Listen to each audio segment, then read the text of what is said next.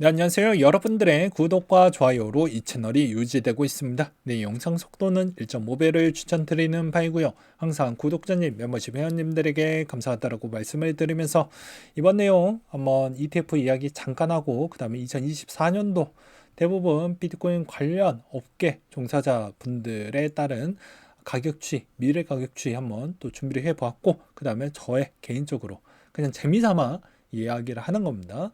그 이유도 저는 MBTI의 극T이기 때문에 그 근거치도 같이 설명을 좀 드리는 시간으로 말씀을 드리도록 하겠습니다.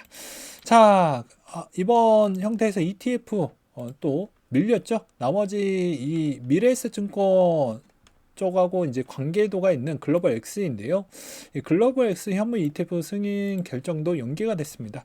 결과론적으로는 가장 빠른 게 1월 10일 정도에 아크 인베스트가 제일 빨리 결과 발표가 나오고 그 다음에 중순 기반에서 대부분 발표가 나오게 되는데요. 다른 건 이제 볼 필요가 없고 여러분들은 딱 하나만 보시면 됩니다. 블랙로켓 통과가 되냐 안 되냐 이것만 보시는 게 가장 건강상 좋다.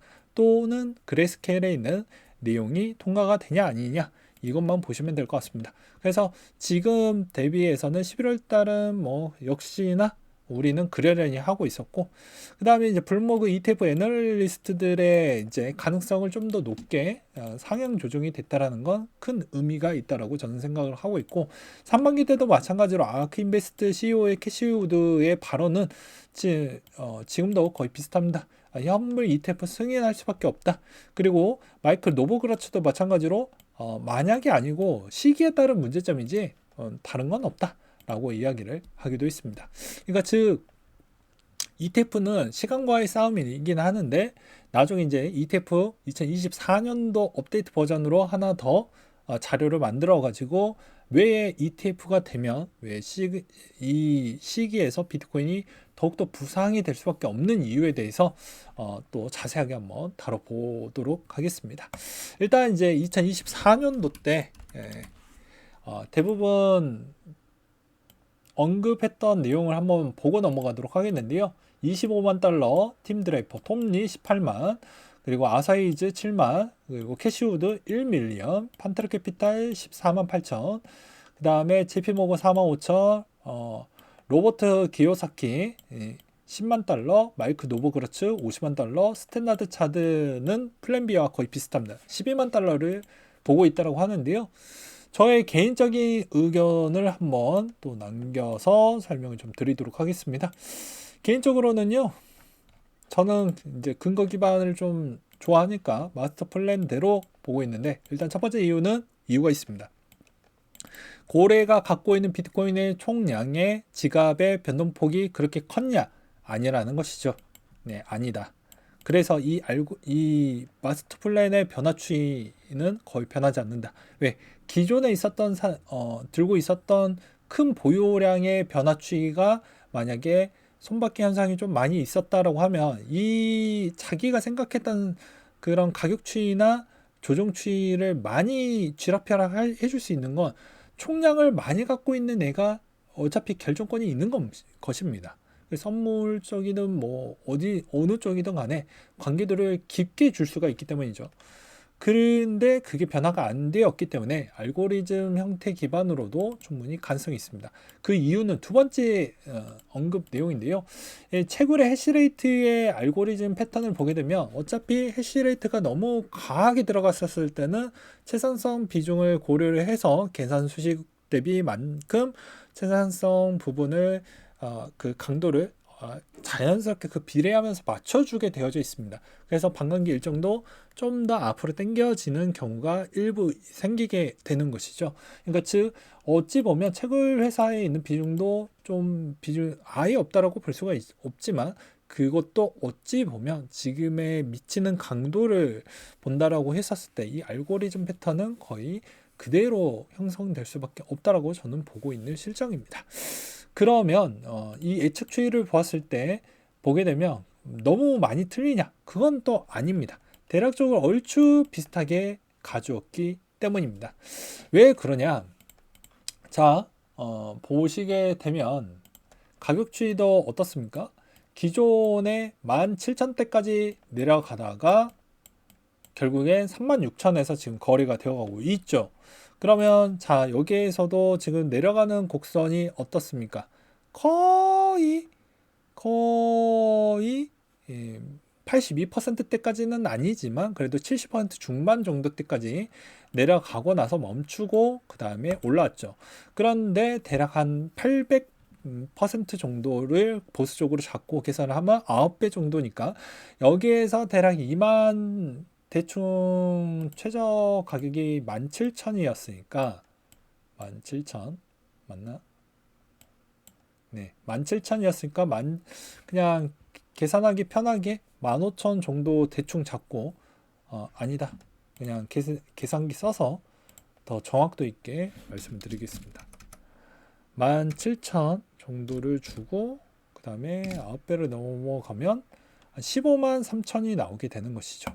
네, 그러면 대략적으로 여기서 가장 근사치에 높게 나오고 있는 사람은 누가 될까요? 대략 15만에 가까운 사람은 여기에 그나마 톱니 정도나 스탠다드 차트, 판테라 캐피탈이 가장 높겠네요. 예, 판테라 캐피탈이 가장 높을 것 같은데 이거는 그렇게 그냥 너무 이 가격을 기다릴 때까지 기다리는 전략은 가장 위험한 전략이기 때문에 그렇게 하는 것보다는 저는 오히려 이걸 재미삼아 보라고 하는 이유가 있습니다. 왜냐면 총량의 어떻게 보면 통화의 총량의 자산의 일정 부분만큼에 있는 유입량이 여러분들이 계산이나 예측 추이가 이걸 확인할 수가 없잖아요. 네. 그렇기 때문에 대부분 시간 대비에 있는 가장 핫했던 기간의 평균 투자 기간만 뽑아가지고 보시는 게 가장 좋습니다. 그러니까 가장 핫했던 기간이 어느 정도 기간까지는 갔냐, 평균 추이가 어느 정도가 나왔냐가 중요한 것입니다. 그러니까 즉 우리가 통화량 추이까지 고려하면서 이걸 베팅하기에는 너무 어렵기 때문에 시간에서 가장 절정기, 성수기 타임 그 평균 추이에 있는 그 기간만 집중적으로 딱 투자하시고 그때 알트코인을 정리하는 형태로 가져오는 게 가장 이상적이다라고 말씀드리고 싶죠. 그러니까 제가 뭐 예를 들어서 아까 이야기했던 대로 그 계산기 형태로 그 정도 가격 정도가 나왔다라고 했었을 때 그렇게 나와주면 나이스하긴 하는데 저도 사람인지라 여기에 가격에 영향을 줄 수 있으면은 자금 유입이 어느 정도 때까지 들어오는지 저도 확인이 안 됩니다.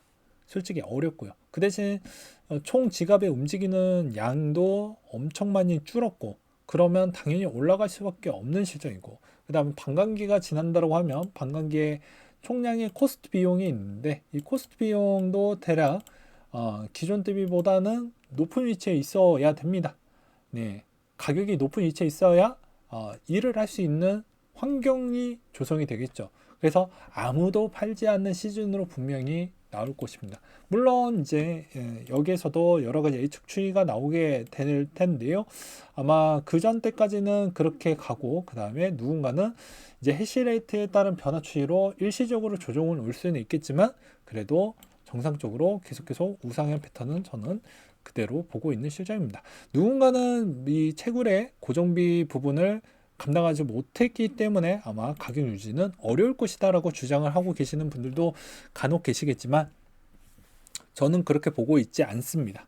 왜냐? 과거에도 가격 부분이 이 고정 비용 대비보다 안 나왔던 때가 훨씬 더 많았기 때문에 그냥 시간으로 뻑인 것이죠. 채굴회사들도 그날만 오기를 간곡하게 기다렸던 것이죠.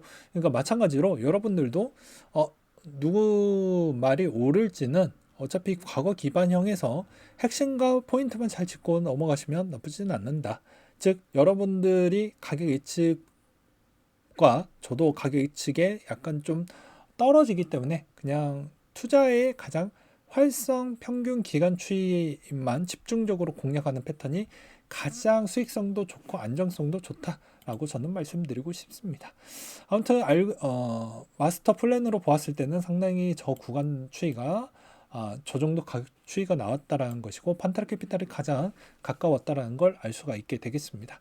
그리고 이제 반감기 달리 약세장으로 진입할 수 있다라는 크레디블 크립토에 따른 의견도 있었는데요.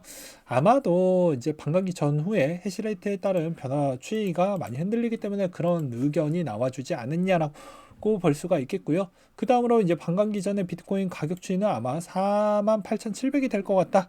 피보나치 78.6%를 되돌림 수준을 도달하지 않고 반감기가 발생한 적은 없었기 때문에 이 기반적 요소로 보았을 때는 충분히 아마도 비슷한 패턴이 나오지 않겠냐라는 의견이 나와주고 있는 실정입니다. 그래서 지금 가격 추이를 본다라고 하면 36,000선이니까 여기보다 조금 더 위에 있겠다라고 볼 수가 있게 되겠죠.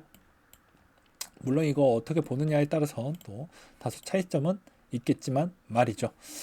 그 다음으로 이제 대부분 누가 제일 비트코인을 많이 갖고 있을까요? 즉 미국 정부가 제일 많이 갖고 있고 미국 관계자 쪽이 제일 많이 갖고 있다고 볼 수가 있습니다.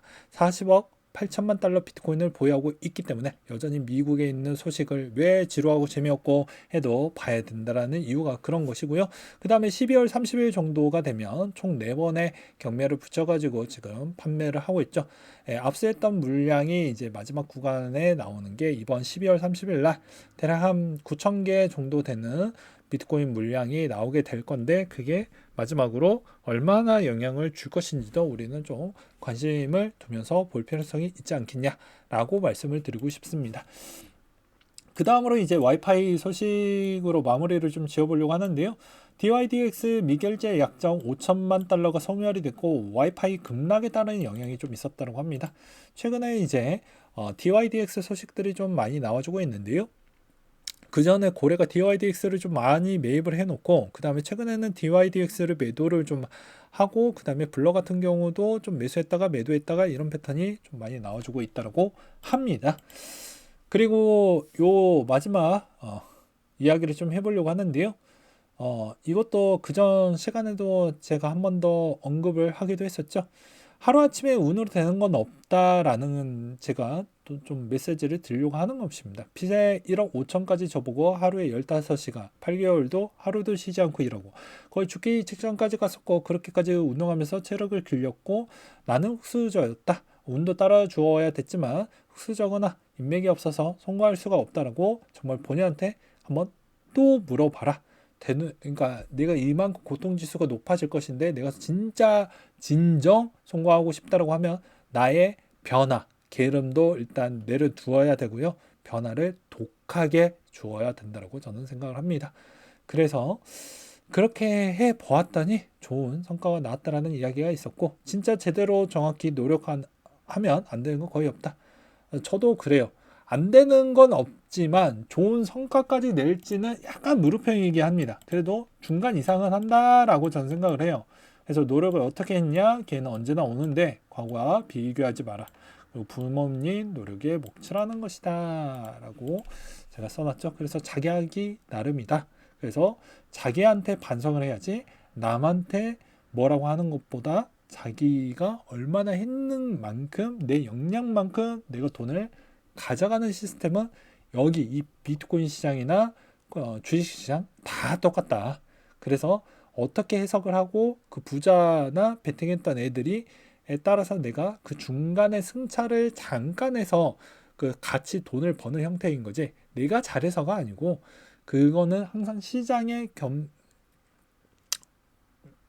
약간의 운과 약간의 나의 노력이 어느 정도 기반 현상이 절묘하게 맞아 떨어졌다고 해야지 기고만장하게 하다 보면은 거의 다 깨지게 되어져 있습니다. 대부분 뭐 누구라고 지칭하지는 않겠지만 대부분 코인 단타 트레이닝이라고 자부하시는 분들을 보게 되면요. 좋은 퍼포먼스만 맨날 보여주고 손실났던 포인트를 거의 보여주지 않는데 주식 유튜버 분들 중에서도 보게 되면 손실이나 수익을 동시에 보여주시는 분들도 간혹 계십니다. 근데 코인 트레이딩 하셨던 분들 보면 거의 그러지는 않아요. 그러니까 그런 거를 잘 보시라는 것이죠. 그래서 좋은 면만 자꾸 보다 보면 거기에 또 혹하다 보면 또 거기에 또 똑같은 패턴으로 또 똑같은 늪에 또 빠질 수가 있으니 제발 그러지는 마시고 자기가 먹을 수 있을 만한 영양만큼만 열어두고 내가 진짜로 그 이상을 먹으려고 하면 내 손을 얹어보고 정말로 노력을 그만큼 했는지를 또 보실 필요성이 있습니다. 제가 왜 이런 이야기를 계속 하냐면 결과론적으로는 돈을 벌었다고 해도 이게 내 돈이 아니면 또 떠나가게 되어져 있습니다. 누군가한테 뺏기거나 떠나가거나 누가 갈취 당하거나 아니면 가족이 좀 더 빌려달라고 하거나 분명 그런 일이 발생을 하게 되어져 있습니다. 그래서 돈 지키는 게 벌어도 그 다음 스텝은 지키는 게 그렇게 어렵다라는 것이죠. 네, 이상으로 마치도록 하겠습니다.